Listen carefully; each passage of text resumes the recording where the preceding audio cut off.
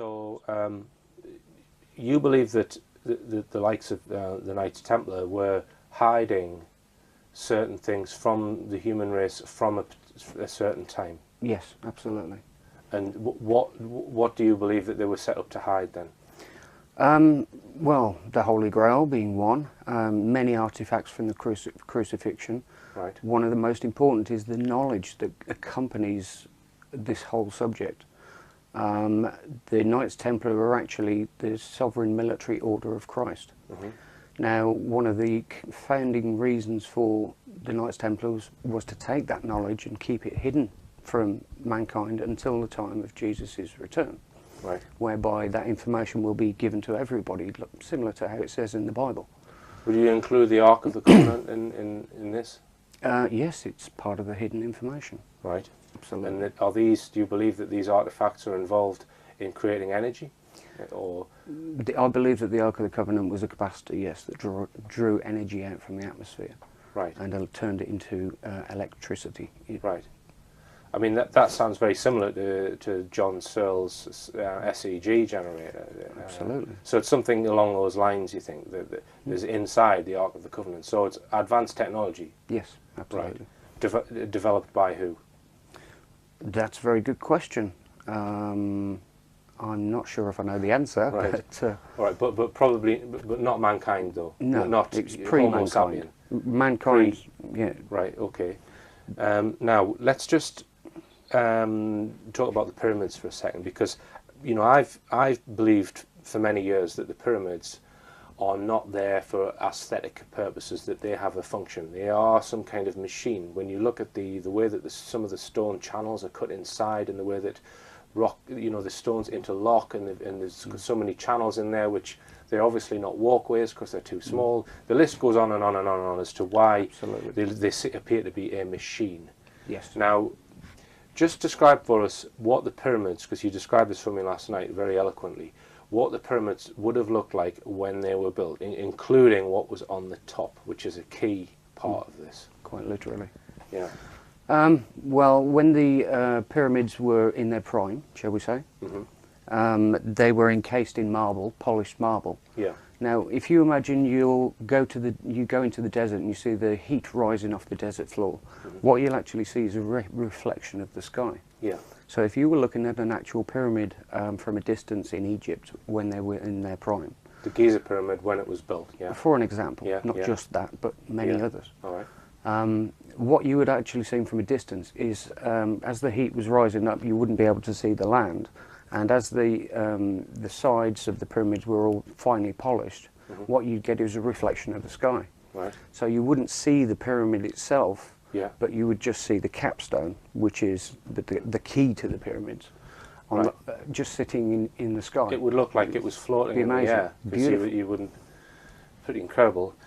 Now we come on to what you believe the capstone was when it was, because obviously if you look at the pyramids now, they've got this kind of flat piece on the top where you think, well, most people say, well, there was a capstone there, which was just the end bit of the pyramid, but you believe there was something on top of there. So Absolutely. Describe what that was, Tony.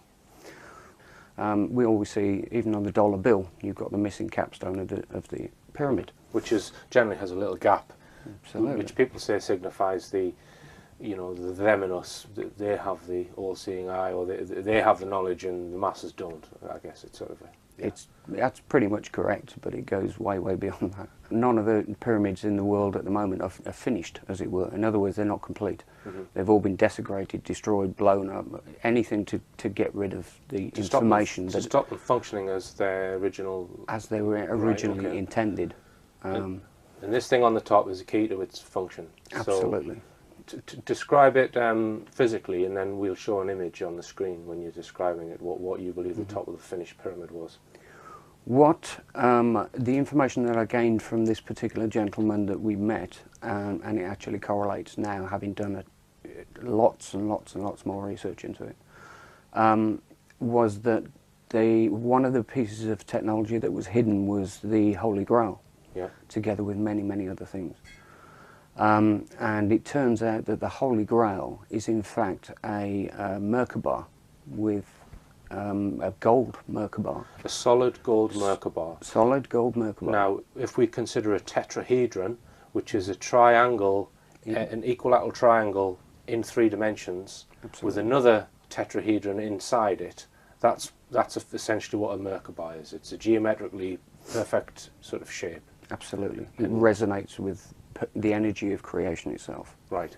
So you've got this solid gold Merkaba, and go on, how does that fit into the top of the pyramid? What we've got is a solid gold Merkaba, which is basically on the top, and we've got 4 skirts which come off the Merkaba. Solid and gold as well? Yes, solid gold as well. Right. And it's geometrically positioned so that when the actual Holy Grail, which is what it is, sits on the surface, on the top, the very capstone of the pyramid, it then activates the pyramids as to what their real purpose is and what they were intended for, built for, and that encompasses a lot of different things. Right. Now, if you were to take the Holy Grail off the top of the pyramid and turn it upside down, it kind of represents a cup. A chalice. A chalice. A grail. Which is what... Which is how it's been turned 180 degrees. Right.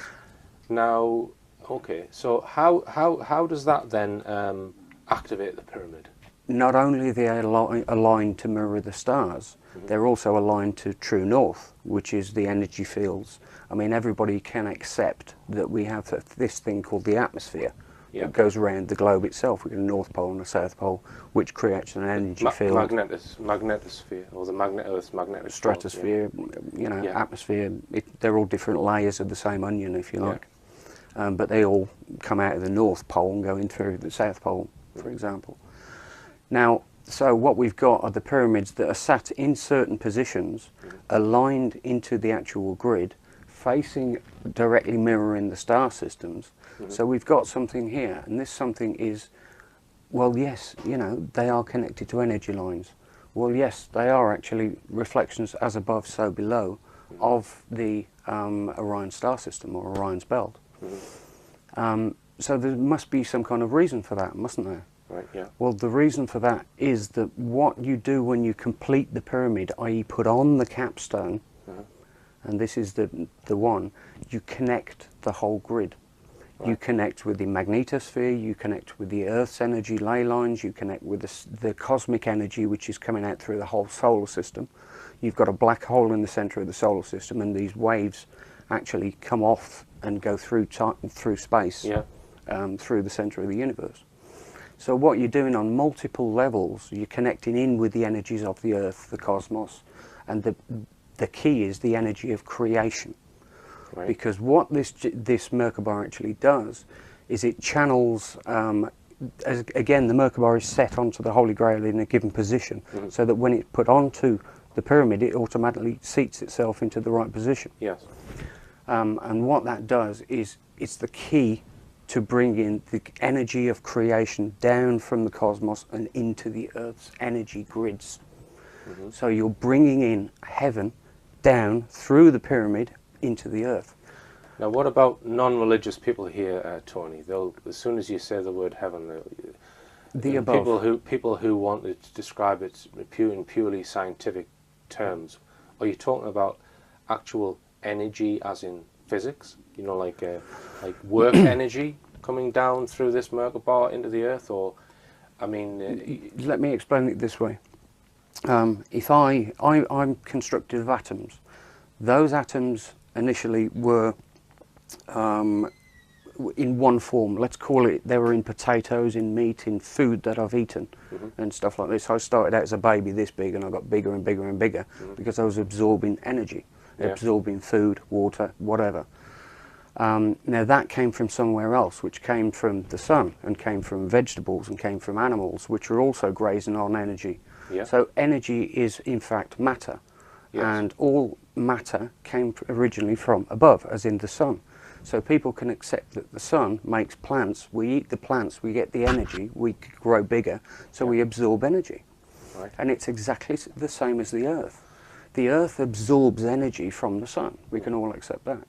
Well, that's what these pyramids were doing. They were the keys to opening up massive flows of energy to come down to the Earth. All right. It's not just energy from the sun, there's the energy of creation itself. And that's the key. The Merkabahs are the key, because once you've got that key, you understand how creation can form into the earth and how we can bring heaven from heaven above back down into the earth by activating these pyramids. So you're saying that really heaven could be considered in just not the kind of thing where there's people sitting just playing harps, but it's an energy source, in other words. Yeah, it's a state. Or is it a bit more than that? It's a state of enlightenment. It's a state of understanding. Right. It encompasses everything. But in order to try and answer that question, I have to look at the world that we're sitting in today, and I have to look at the problems that we've got today in order to understand euphoria. Yeah. In other words, if we were free as a bird, we had all the truth, all of that hidden knowledge that's been hidden away, we wouldn't have war, famine, disease, drought. We certainly wouldn't have money. We'd have free energy, free travel. We'd have literal, unbelievable technology. Right. Now, in order for us to experience life under all this crap, for want of a better word, they had to turn off all our sources of connecting ourselves to the energy of creation, or our psychic self, our spiritual self. All of this had to be cut off in order for us to have this experience as human beings. So at some time when these pyramids were functioning, however long ago that was, I mean, it's probably debatable in itself. It is debatable. Do you think that there were pyramids all over the world in a grid? There are. All working together with their own capstones on. So would they be communicating with other pyramids around the grid and then to somewhere out in space, or? So if you remember what I said earlier, the pyramids were sitting on energy lines that go straight across the Earth. Right. We can also look at Sedona and Mars. There's pyramids on Mars, there's pyramids on the Moon, there's pyramids on all these other planets. All of those planets are giving and receiving energy from each other. And I'm talking outside of Earth, because all the ones on Earth have been turned off. They've been literally decapitated to make sure that that energy doesn't get down here, which is why we eat food and we try, we do loads of things to try and get the energy, because the energy is no longer being channeled down into Earth. It's been cut at the top.